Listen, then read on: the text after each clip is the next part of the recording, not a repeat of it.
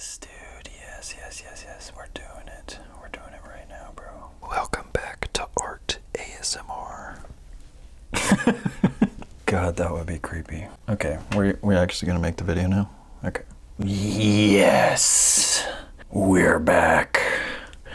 We're doing it, brother. Can you believe it that we're back, bro? Oh my god, I just got goosebumps. I have goosebumps all over my body. You wanna hear something embarrassing about me? Yesterday I was with Bae, and we were making dinner for her and for us and our... Okay, I'm gonna use words right now. I'm gonna start speaking and it's gonna make sense, and I'm gonna use the proper phrasing. We're not gonna overthink this. This is gonna be a fun process. Okay. I was over at Bae's house yesterday. We were making dinner, good vibes, fun, enjoyable. I was chopping up some greens for the salad, and as the chicken was searing on the stove, potatoes were boiling, Bae lifts her nose up and starts to sniff. Much like a dog would. No, I'm not comparing Bae to a dog. Stop. Okay. As I'm cutting the greens, Bae lifts her nose up. She smells something interesting. She started sniffing everything around, trying to figure out where this abnormal smell was coming from. Then she finally gets to me, smells my hair, my armpits, and then she goes down further, and then she is hit with the rank stench that resided on my feet. Mind you, the chicken behind us is steaming. It is completely filling the kitchen with this smell. My feet overpowered everything else in the kitchen. I had to stop slicing the greens to then go wash my feet while we were cooking dinner. I took a shower the night before. I came to see her first thing, and my feet were still rancid. There was nothing I could say. I was the stinky boy in the kitchen and I had to go wash up. Enough about me. How are you guys doing?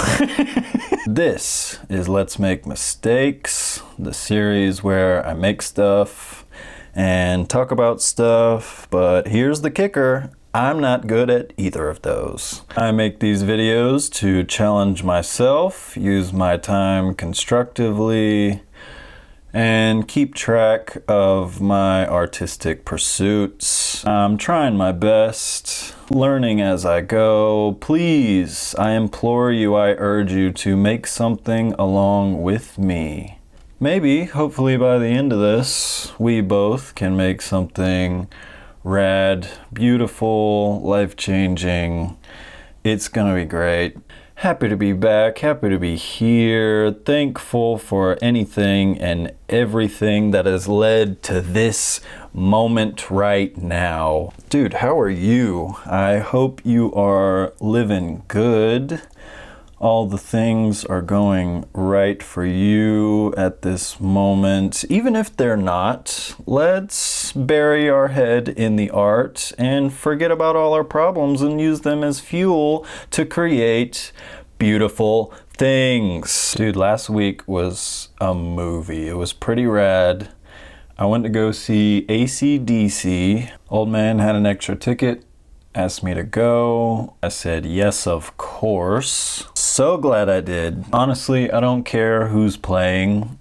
I just enjoy live performance. AC/DC, band at a bar, buskers on the street. I just love to see someone exercising their passions, their talents. Seeing people in their element and seeing people who are born to perform, that just gets me going. And what a better example of all that than AC/DC, a band with such dramatic and legendary history. They're geezers past their prime, but dude, they're one of the monsters of Moscow, Rock and Roll Hall of Fame, one of the biggest bands of all time, quintessential rock stars.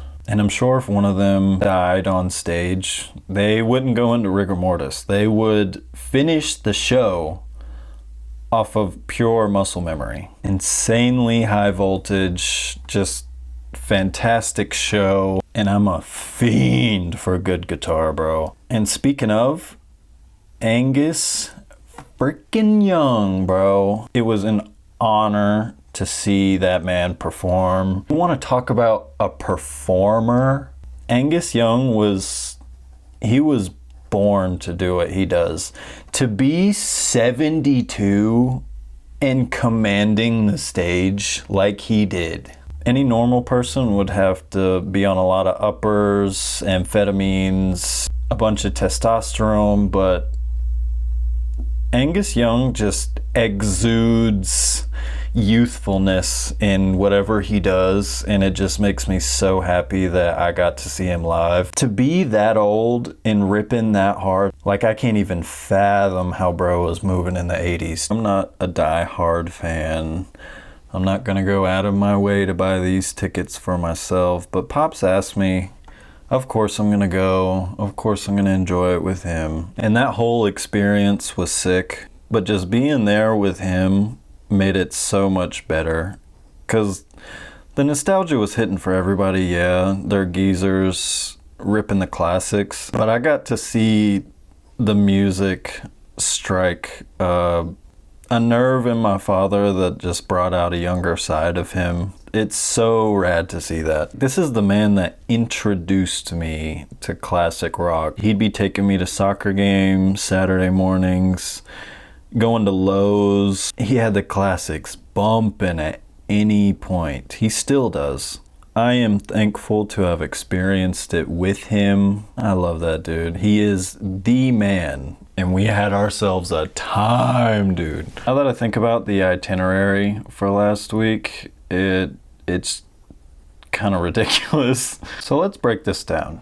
So Saturday night, AC/DC, the geezers were rocking past everyone's bedtime. Me and Pops were on the highway to hell that night. And then 12 hours later, I was baptized in the Christian faith. Like everybody was getting loose, everybody had devil horns on, like that's part of their merch. Beer and light up devil horns. That is the AC/DC's like starter kit. Next thing I know, I'm praying and having my sins washed away. Now the two events aren't related whatsoever, but I just thought that was hilarious, the timing of everything. Dude, my girl was right. My feet stink, bro. I'm debating on going to wash them right now. Oh my God. As an infant, I was baptized in the Christian faith. Stories of God, Jesus are baked into my sternum.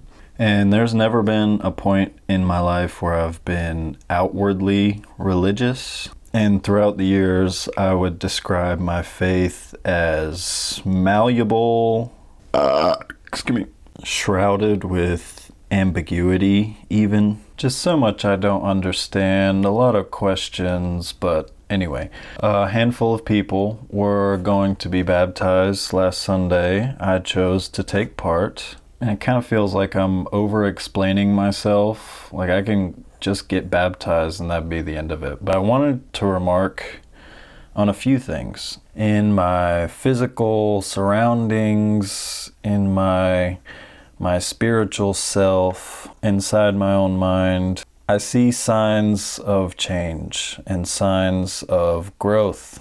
And the opportunity presented itself to be baptized. It feels like there's an opportunity to shed the skin of someone who I am not anymore.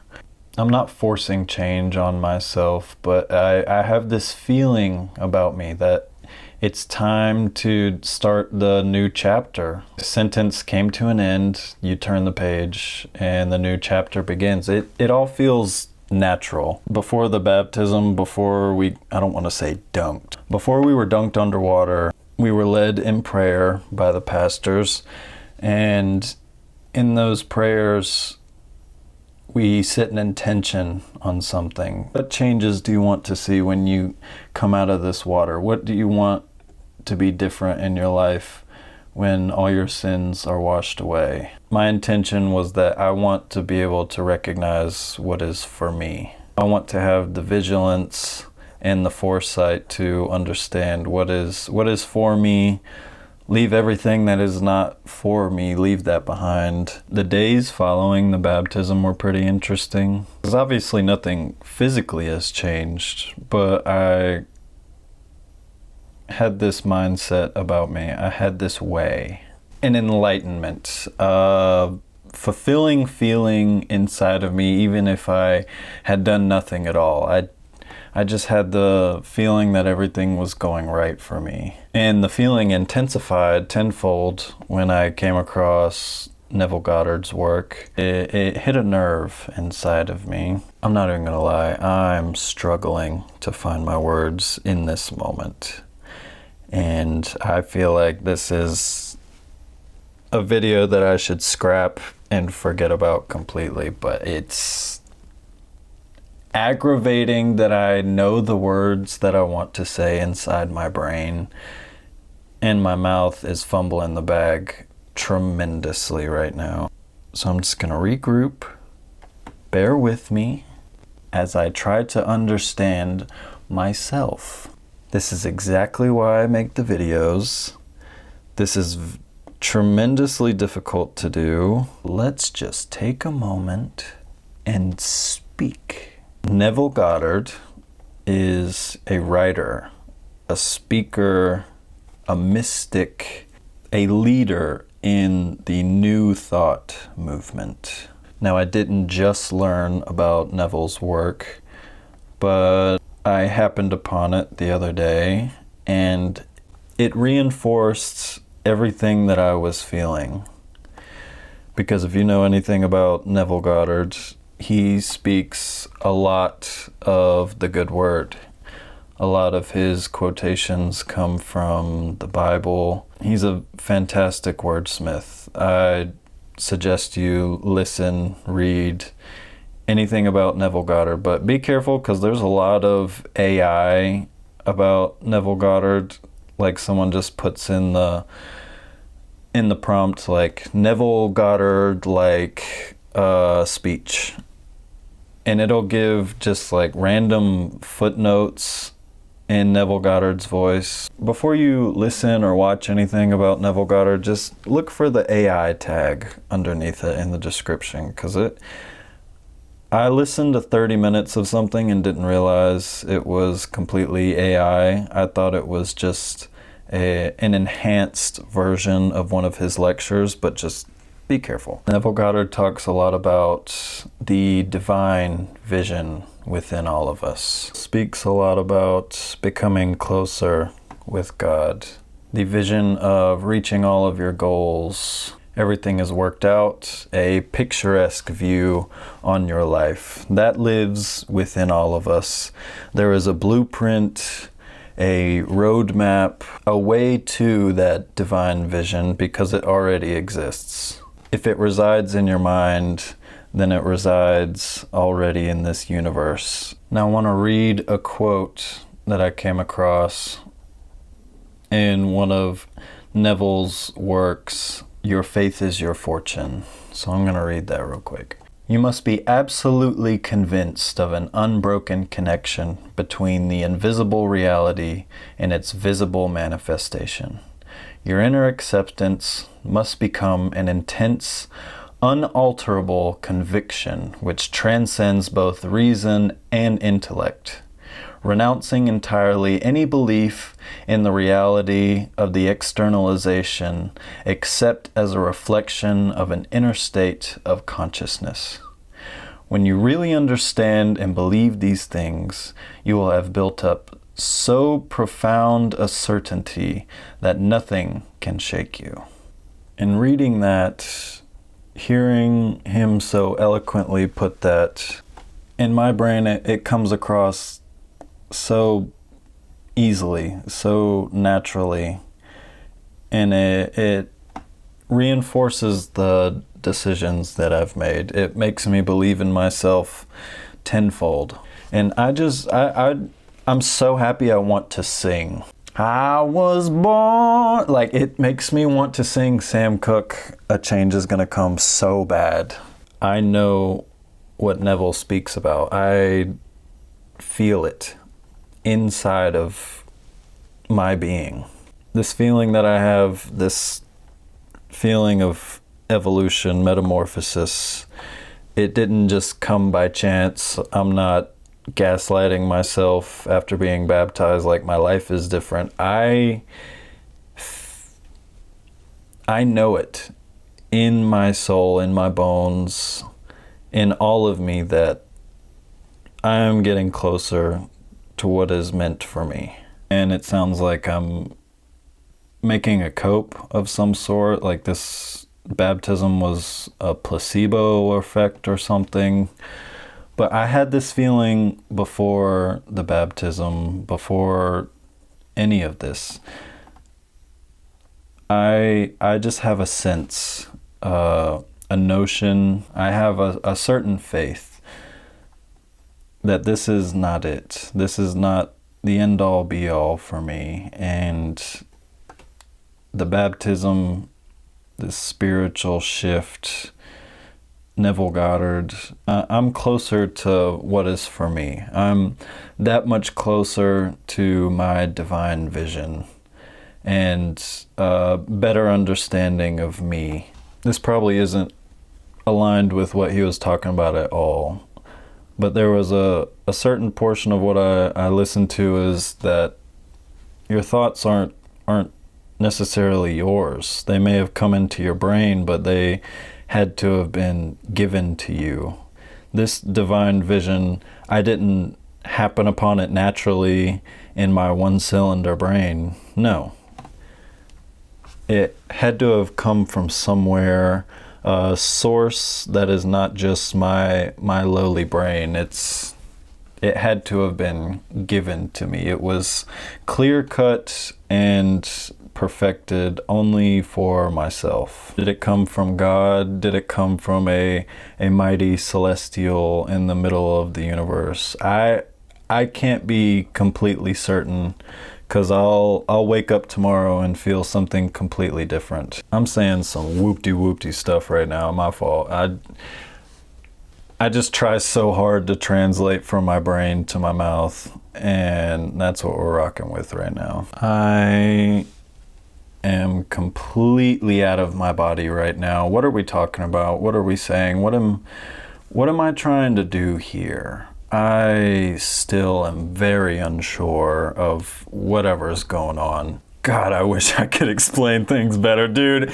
If I could explain exactly what I think, this would be a scary show. This would be a terrifying video. I've done this 50-something odd times already, and I always just have a point in the video where I want to delete it. None of this is usable. What am I talking about? Neville Goddard, Divine Vision.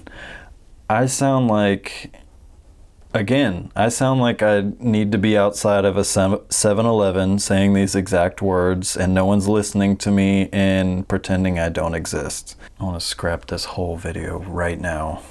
I don't know if these videos are my divine vision.